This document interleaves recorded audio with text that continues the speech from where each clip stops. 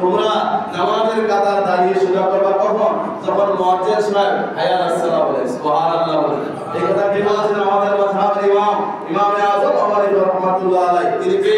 তিনি একজন তাবী, প্রসিদ্ধ একজন কি তাবী। অসংখ্য সাহাবার সাথে হযরত ইমামে আযম আবু হানিফা রাদিয়াল্লাহু তাআলা আনহু কি হয়েছে? সাক্ষাৎ হয়েছে।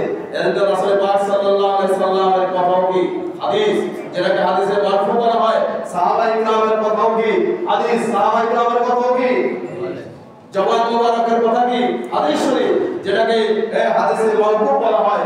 আর তাবী কিরামের যে জবান মুবারকের পবিত্র কথাও কি হাদিস শরীফ, যেটাকে বলা হয় মারফু হাদিস, মারফু হাদিস, মারফু হাদিস, মারফু হাদিস। ইমাম আযম আবু হানিফা রাদিয়াল্লাহু তাআলা ফরমান, যখন ইমাম সাহেব মুয়াজ্জিন সাহেব হাইয়া আলাস সালাহ বলে, তখন তোমরা কি করবা? দাঁড়িয়ে কাতার সোজা করবা। আল্লাহ যেন আমাদেরকে আমলটুকু করার তৌফিক দান করে, সবাই বলে একবার আমিন। তাহলে আমরা অনেক প্রমাণ পেয়ে গেলাম হাইয়া আলাস সালাহ বলে দাঁড়ানোর ব্যাপারে। ইমাম আহমদ ইবনে হাম্বল রাদিয়াল্লাহু তাআলা আনহু এই মত পোষণ করেছেন, ইমাম শাফিঈ রাহমাতুল্লাহ আলাইহি ইমাম পোষণ করেছেন। আল্লাহ যেন আমাদেরকে আমল করার তৌফিক দান করে সঠিকভাবে, সবাই বলে একবার আমিন, সবাই বলে একবার আমিন। বাবাজিরা আমার, তারপরে আমরা যখন কি করি? ইমামের পিছনে আমরা দাঁড়াই। অনেকে কি করি? আমরা ইমাম সাহেব এই যে নিয়ম বাধা নিয়ে আমাদের মধ্যে কি হয়ে যায়? সমস্যা হয়ে যায়। আমরা কেউ নিয়ম বাধি কোথায় ভোগের উপরে, আবার আমরা নিয়ম বাধি কোথায়? নাভির নিচে, নাভির নিচে, নাভির উপরে না, নাভির নিচে। আমাদের হানাফি মাযহাবে যে হাদিসগুলো গ্রহণ করেছেন নাভির নিচের কথা, কোথায়? নাভির নিচের কথা। এই জন্য আমরা নাভির নিচে কি বাধি? নিয়ম বাধি।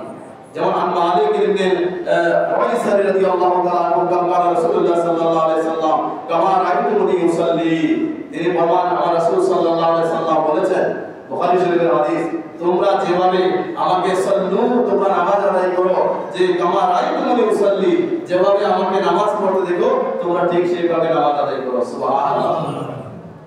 আর আলী মুসলিম জাহানের সুসুত বলিবা হযরত আলী রাদিয়াল্লাহু তাআলা আনহু ফরমান, ইন্না মিনাস সুন্নাতি ফিস সালাতি ওয়া তাআল কাফি, তোমরা যখন নামাজ আদায় করবা, ফিস সালাতি ওয়া তাআল কাফি আলাল কাফি তাহাতা সুরাতি, ডান হাতের কবজি বাম হাতের কবজির উপর রেখে তাহাতা সুরা, নাভির নিচে বাঁধবা। সুবহানাল্লাহ।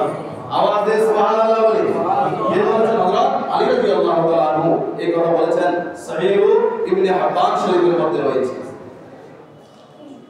ওদের দারুল মুফতার হানাফি মাযহাবের প্রসিদ্ধ ফতোয়ার কিতাবের মধ্যে রয়েছে, ওয়াদা ইয়ামানিহি আলা ইয়াসারিহি, ডান হাত বাম হাতের উপর রাখবে, তাহাতা সুফালি রাজাল, পুরুষ নাভির নিচে তার নিয়ত রাখবে। সুবহানাল্লাহ। আমরা যে আমলটুকু বলি সেই আমলটুকু দলিল আছে কিনা সেটা আমাদের জানা দরকার আছে। কথা বলা আছে কিনা? এখন তো এই ফিতনা মাসাদের যুগে আরো বেশি জানা দরকার, ঠিক না?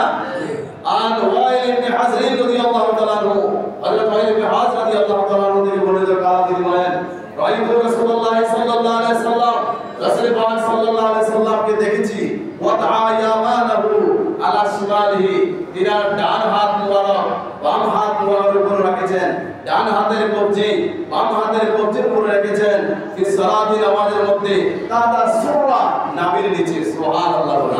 আওয়াজ দিয়ে সুবহানাল্লাহ বলি। সুরা শব্দের অর্থ নাভি, নাভি, তাহাতা সুরা, নাভির নিচে।